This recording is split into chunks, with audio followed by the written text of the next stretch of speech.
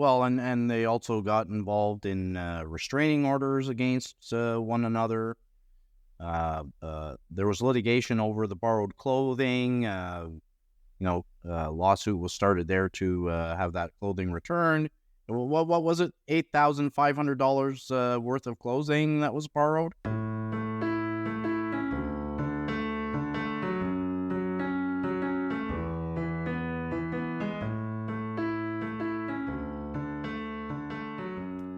Hello, welcome to the next episode of Beneath the Law. I'm Gavin Ty, here with my friend Stephen Teal. Happy to join you, Gavin. Oh, happy to have you. And you know what?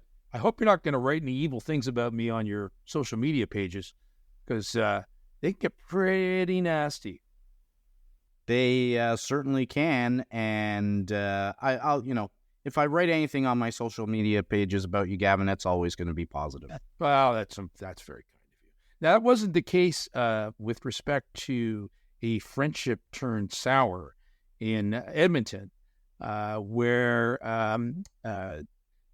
people who were, one of whom referred to themselves as a social media influencer who had, I think it was 16,000 followers on her Instagram account or whatever.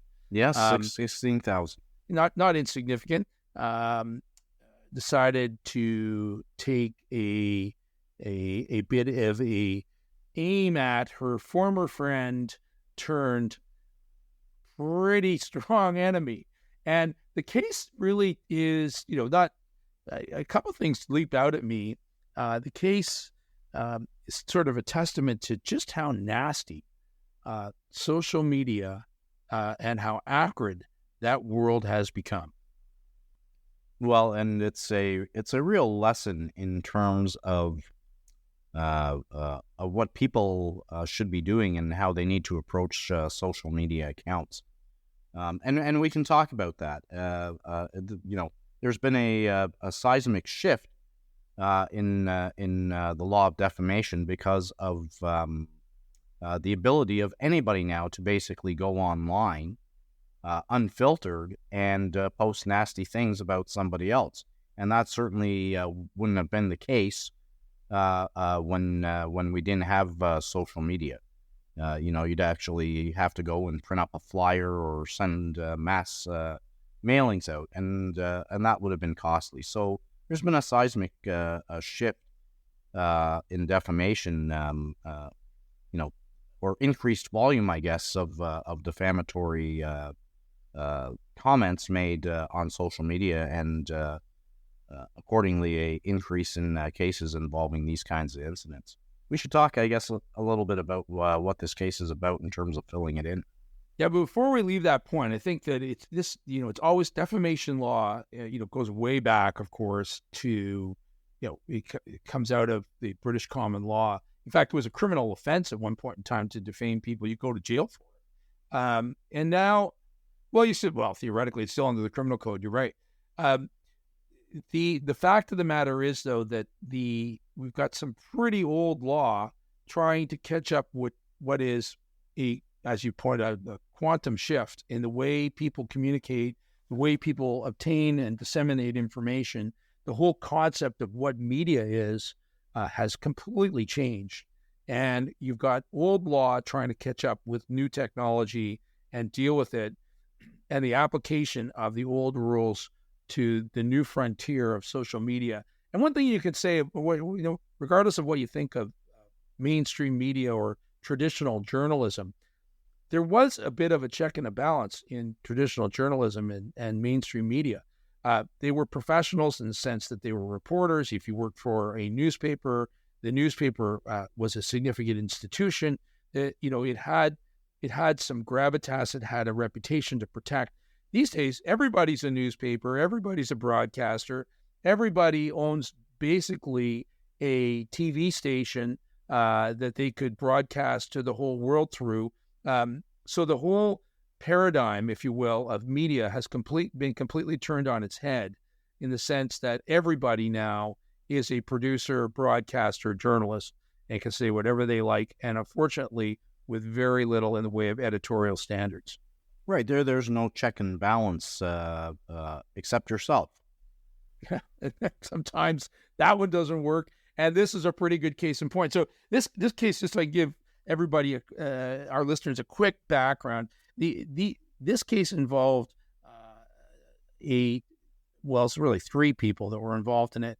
Primarily, there was a doctor, anchor, and his wife, and a social media influencer. And I apologize if I'm going to mispronounce this. I believe her last name was Imaka. Her first name was Rosemary, so I will call her Rosemary. She was a popular social media influencer in the specifically Nigerian community in Edmonton, Alberta. The plaintiffs, who were the subject of some of her rather nasty comments, were also of Nigerian background. They were originally friends, and had a, I thought, rather unusual habit where the defendant, Rosemary, liked to borrow clothes from the female plaintiff. The friendship soured when Rosemary expressed to the female plaintiff that she was of the view that the male plaintiff, Dr. Anchor, had less than platonic intentions towards her. I thought she was hot stuff, according to Rosemary.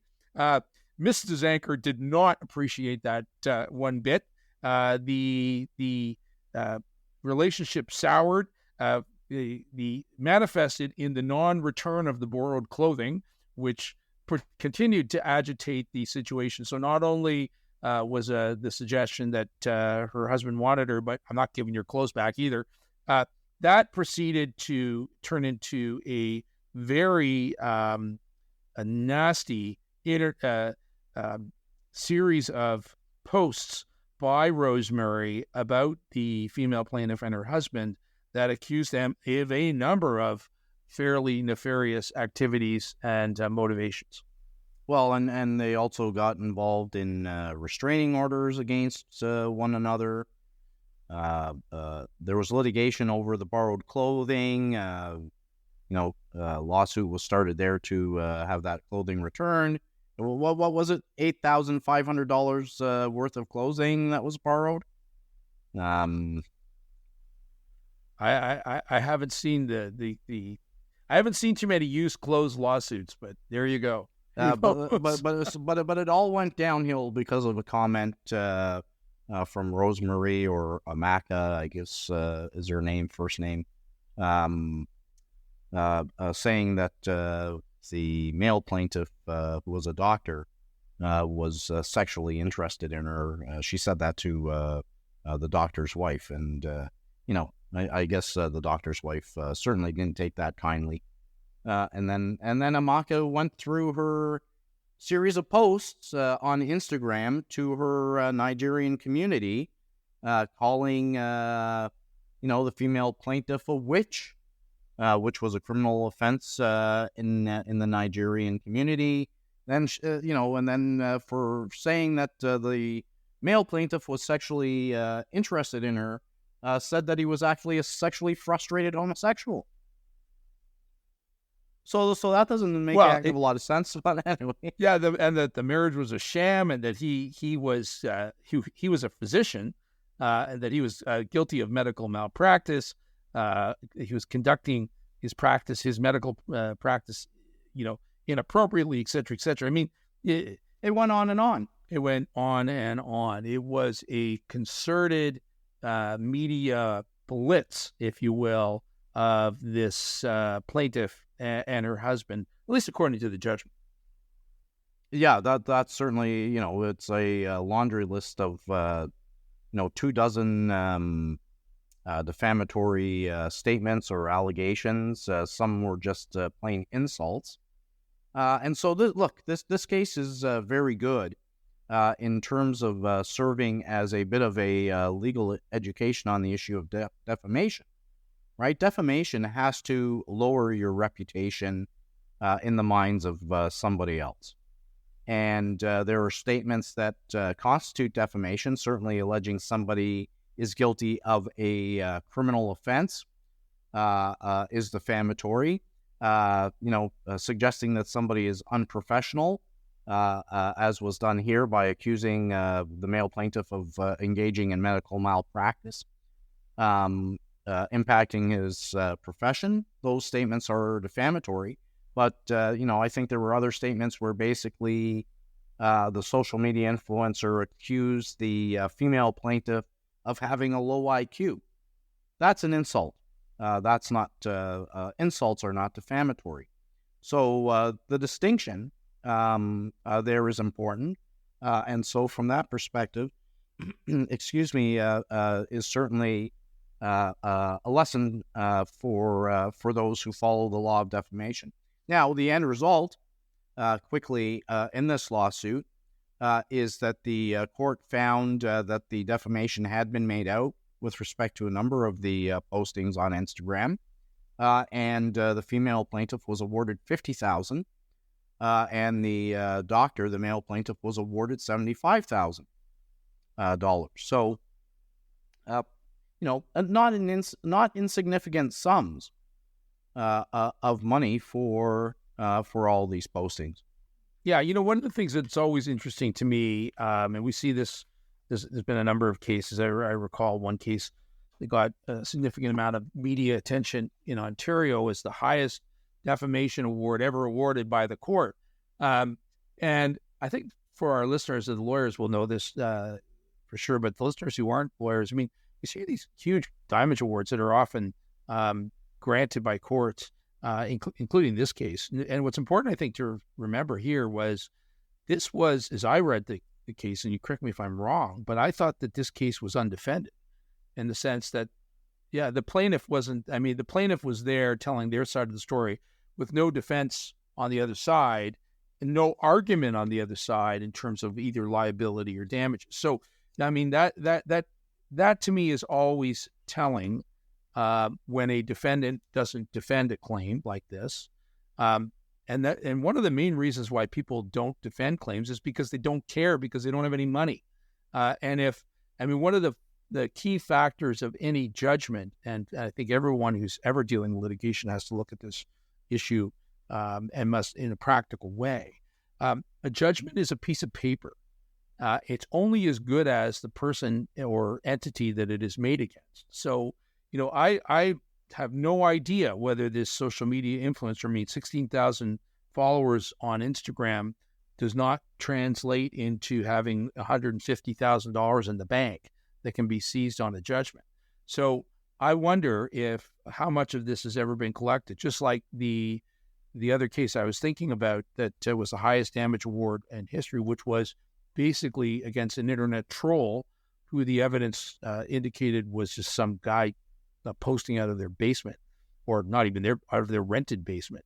So, what's the point of all these damage awards? Well, you make a good point there, Gavin. I can tell you that in a lot of recent cases that we see that involve social media defamation, a lot of them go undefended. And I think you're right. At the end of the day, what does the plaintiff get out of it? Maybe the satisfaction of getting the award is one. But certainly in terms of collecting the damages at the end of the day, that's a different matter. But I think what, I'm certainly seeing, because, like I said, we're following these defamation cases quite closely lately, is that courts are willing to give higher awards now based on the fact that the defamation is occurring over social media. So people really need to be careful when they make comments about others or even post on Google reviews. There's, I think it's called Home Stars, that keep tab or keep reviews of businesses that, do home renovations and that kind of thing. If you're posting a negative review, you better have the facts right. You can't just post something on these review chat boards and basically negatively impact somebody's business. Those posts go to the world. Yeah, I mean, I think one of the things that's absolutely right, and I mean, what we see a lot, I think, is that there are collateral reasons why these postings are made. They oftentimes, one of the cases I've been involved in, is a negative review was posted because it was a squabble about the bill, and then so the customer created a whole fictitious issue to post on it as some sort of leverage to deal with their account. And similarly, I mean, this always raises to my mind, I mean, not to be flip about it, but anyone who's got the time and the energy to be spending their life writing nasty things about somebody on the internet, the immediate question that pops in my mind is, don't they have anything better to do with their time? And I suppose the short answer is no, they don't. And that if they don't have anything better to do with their time, the likely result is they don't have any assets either. Perhaps, it reminds me of a old adage, and I might not get it right or it might not be perfect, but it's, something like, if you don't have anything nice to say about somebody, then don't say it. Well, listen, if that were true, I think you've just evaporated about 99% of social media. Certainly the business model for Elon Musk and X was gone out the window if it was just nice things to be said. I think you would have a hard time finding anything because people can't control themselves, right? Yeah. It's like what you in an era of non-social media had in your mind, and you could basically talk to maybe a friend or talk to the wall or talk to yourself about it. Gee, now I can sit there on the computer and say, okay, I'm going to talk about it, and I'm going to hit the send button, and now everybody knows what I'm thinking. Right. The days of private thought are almost gone in that regard. No, but it's also this. I have to say, it might sound like an old grumpy old guy at the moment, but I also think that it's part of this incredible vanity that we as a society have sort of manifested in terms of social media. That like people posting this stuff as if somebody cares what they think, and like flattering themselves to think that, oh, well, my opinion is so informed and important that everyone's going to want to hear it. I mean, really? Does anybody really care what you think of? I mean, the latest has been, I suppose, the latest piñata on social media has been Taylor Swift, given the great success of the Kansas City Chiefs and her very high profile. She's pretty high profile, that's for sure. It's hard to think of anybody more high profile, but she's got herself the equivalent of they're the modern day equivalent, in my view, of like the Posh Spice and David Beckham couple. And boy, are they getting pillory just like they did. But does anybody really care what you think of Taylor Swift? Let me ask you, does Taylor Swift really care what you think of her? Probably not. Probably not, as long as she's rolling in the dough.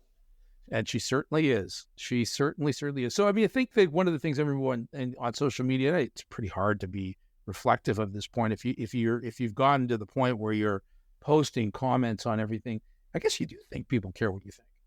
I just think everybody wants to be, look, you want to be like Donald Trump almost. If he's saying what's ever on his mind, I'd like to be able to say what's on my mind too. Yeah, I suppose. We're all influenced by that. Well, and I guess that's the point. I guess it's an interesting term, that the term influencer. There is some suggestion of superiority in being an influencer over those who are influenced. I mean, it reminds me of the old saying of, what do all leaders have in common? Followers. So the short answer is that I suppose there's some aggrandizement in considering yourself an influencer or a leader that other people are influenced by and follow, and therefore you somehow raise your stature. But I wonder if it just seems so illusory and so phony in terms of much of this. Look, I look at it this way, Gavin. There's no doubt that certain people can turn social media into a income, and so a lot of people have seen that others have been successful of that. We've got Steve Dangle, Mr. Hockey, all of a sudden is on TV, starts a YouTube channel or whatever to talk about hockey, and he does it very loudly, and he does it in a very opinionated fashion, and all of a sudden he rises to be somebody who has influence and knows something about the game of hockey. And so people see that, and they want to copy that. Yeah, I suppose that there's an attraction to the louder the clang, or the more glistening the comment, or blistering it is, the more unfiltered it is. There is almost an appetite, or the public, or the people who are following want to see, just make it raw and raw and raw, and less filtered and less filtered, and more outrageous all the time for pure entertainment value. And that is frankly probably a way to attract followers to your particular site. I mean, I think that it almost encourages, if you will, this hyperbolic approach to commentary and to insulting and to criticizing everything. I mean, because that's what people want to hear, and you got to give the people what they want. Well, it's for some, it's a form of entertainment. It might be presented more as a comedy hour of some type, and I don't have to pay to go to a club to listen to comedy. I'd rather have unfiltered comments. They're maybe sometimes funnier than a shtick that's put together and written. I mean, we saw that in an award show recently, as far as I'm concerned, was not a very good effort by the host there in terms of comedy. But anyway, let's get back to the issue. Let's get back to. Well, the point of the matter is that shock value. No, you better be. Yeah, it's not shocking enough. But the point of the matter is, I think with this case is that entertainment. There is a price to be paid when you go over the line. And I don't know what Rosemary had, as I say, in the way of assets. I don't know how real this judgment is. I'm always skeptical by those who, if you're not defending the cookie jar, the general reason is because you got no cookies. So the short answer is no defense here, but a judgment totaling $125,000. Not exactly small for indulging oneself in a rant, calling your ex-friend a witch, and other nasty things. It wasn't cheap to do that. No, and look, I mentioned earlier in the podcast that this case is educational, and I think part of our podcast, Gavin, is to provide a bit of legal education to folks, whether they're lawyers, law students, or just members from the general public. But in a case of damages, there are a lot of things to keep in mind. First, damages are presumed. I don't need to prove actual harm. All I need to prove is that that the comments could lower my reputation. Then the size of the damages award is dependent on a number of factors.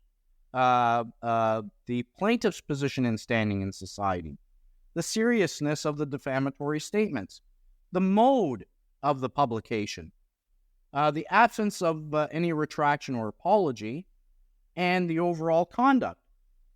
The stature of the defendant is important in an overall award. So all of those factors get taken into account, and you see in this case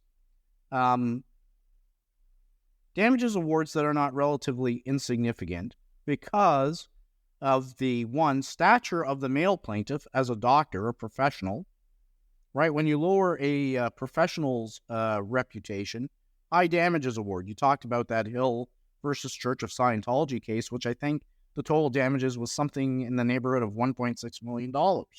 And that case is now 20, 30 years old, I guess. And there have been other cases involving professionals where you have high damages awards. You have cases where the stature of the defendant is extremely important to a damages award. CBC has had significant damages awards made against it for for defamatory publication over their TV programs in a number of cases, and that has influenced the courts. They've said it. If CBC says it, or if somebody of a high stature says something defamatory, it's more believable. Yeah, I mean, I still think that the courts will ascribe a higher degree of what I'll call patent credibility in terms of mainstream media sources than they will over some, crackpot on the internet. But I think that's changing. And I think that the audience, the fact that, for example, this particular individual had the 16,000 followers means that they were someone who, had a significant following, who people, for whatever reason, listened to and wanted to listen to, and were following this person for a reason. So, and specifically within that community. Right. It was a targeted character assassination, if you will, within a very small pond. So she was a big fish. 16,000 followers in in the Nigerian community of Edmonton would have been a pretty large percentage of that community. And I think you get into this whole relativism in terms of, as you point out, the sting of the libel is a function of, how vulnerable is the reputation of the plaintiff versus how much power does the defendant have in order to criticize, and how much credibility do they necessarily have, and how much injury will that correlation of those two things cause. And that's what the court has to assess. So yeah, not an insignificant damage award in the context of a defamation case for what seems to be, fairly silly comments. Look, it's the bottom line at the end of the day is, I hate to be preachy here, but I'm going to preach, I guess. Don't use social media to personally attack people. I've had conversations, Gavin, with people who are close to me. They go around, these young kids do it. They think it's a fun thing to do, to rate restaurants and to rate food. And, that was really terrible service. And then they post 1 stars on Google reviews for something that happened. And at the end of the day, you're impacting somebody's life by doing things like that. So show some restraint, show some integrity, show some responsibility. If you didn't like it, fine, you didn't like it, don't go back. You don't have to tell the world about your bad experiences all the time. Well, we live in a world where everyone wants to share. So, unfortunately, I don't know that that's going to change anytime soon. I guess your point is that, only share the positive and keep the negative to yourself. Maybe sometimes there's also a social utility, I suppose, sometimes in advising and warning others of bad situations or bad experiences. There is a social utility in that to some extent, but I agree with you that it seems to the social media and the internet seems to have brought out and magnified some of the worst aspects of human nature, and maybe we ought to step back from it and understand that the virtual world of social media has an impact in the real world that we all live in every day.